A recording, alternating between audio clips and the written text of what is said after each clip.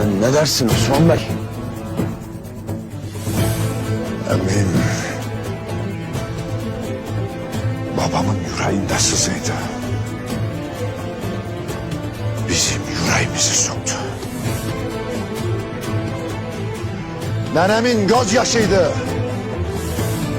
Bizim gözümüz oluydu. Atalarımın nefesiydi. Bizim nefesimizi kesti. O emmim ki Oğuz atamdan silsile cümle beylerin laneti üzerine olsun. Oy! Oy! Oy oy oy! Osman Bey, hayrolsun. Sen ki böyle lanet okumaz isin. Osman Bey, atalardan babana mezardaki beylerimizi rahat komaz isin bu sözlerinde.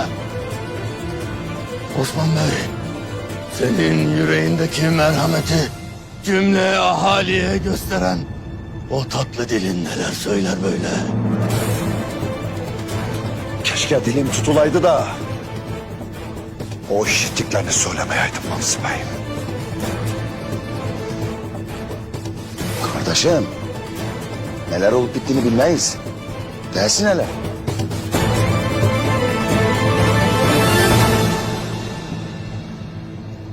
Nikova keferesine de Papa'nın itlerine de hizmet eden hain emmim Dündar Bey'miş.